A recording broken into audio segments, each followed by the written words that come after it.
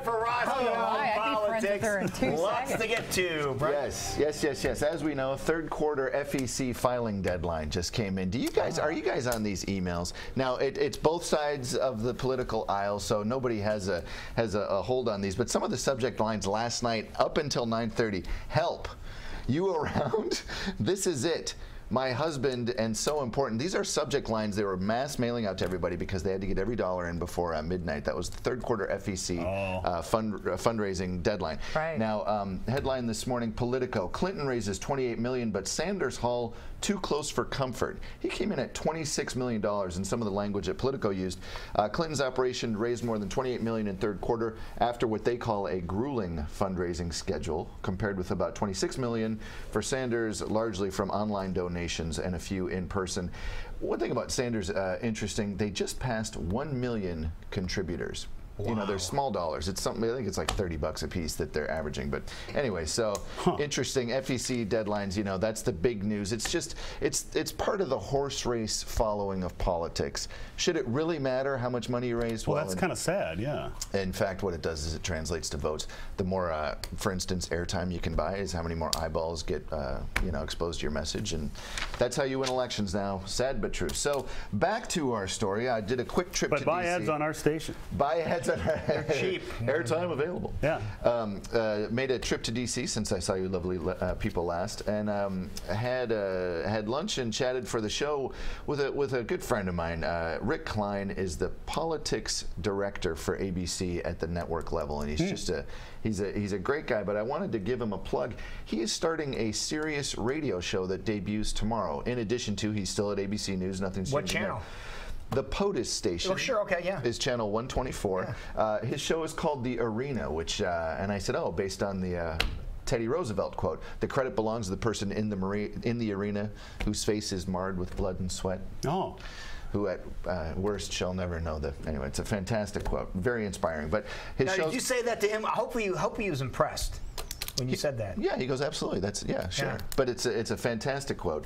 Actually, Cadillac just ripped off the quote. They're doing this thing. Dare greatly. Who at the least knows the enthusiasm of daring greatly is the new Cadillac ad campaign. And boy, if I knew the guy, at least credit it to Teddy Roosevelt. Right. It was a speech he gave at the Sorbonne in 1918. It was very inspiring speech. But we love Best Cadillac. Please buy ads on our show.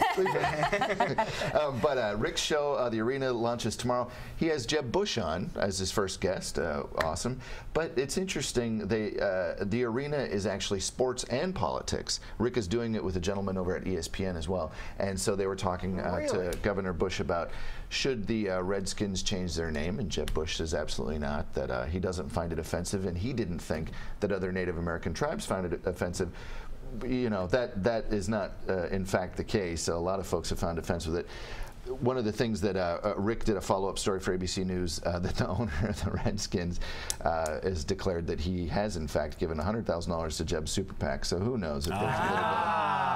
And you know, there's a little bit of this kerfuffle. The U.S. Patent Office has now canceled the Redskins trademark, calling it disparaging. Really? Being appealed. Can they do that? Well, that's the thing. Can they do that? But they're saying if this goes through, it's now being appealed, and the owner of the Redskins has said they will not change the name. Right. He has no. Okay. He said that many times. But if they cancel the trademark, then you know we can all release our Redskins T-shirts, our Redskins.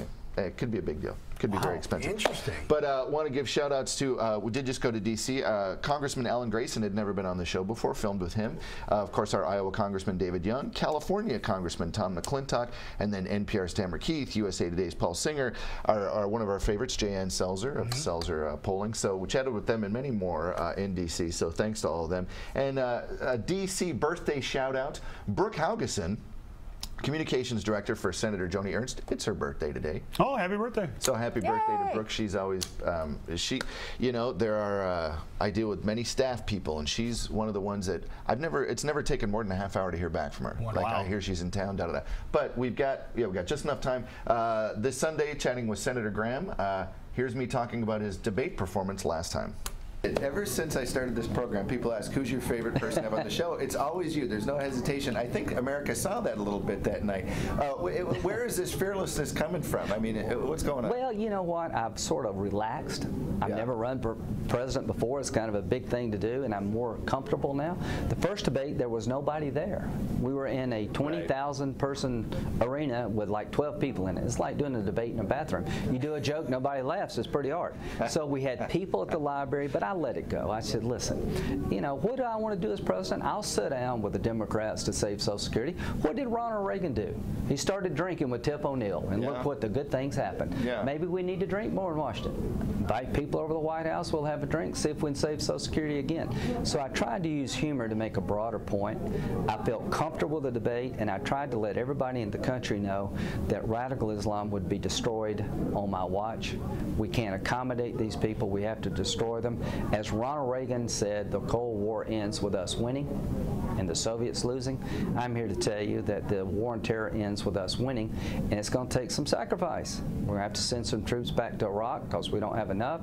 Shouldn't have left to begin with. Syria is hell on earth. Syria is going to get worse in a year. There are going to be more refugees. Jordan and Lebanon are threatened by the war in Syria. There's nobody left to train in Syria, so we need a regional force. The good news is 90% will be from the region, 10% will be us.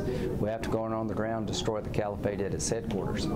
Germany just closed its borders to refugees. What in the heck should we be doing about this? Wake up call.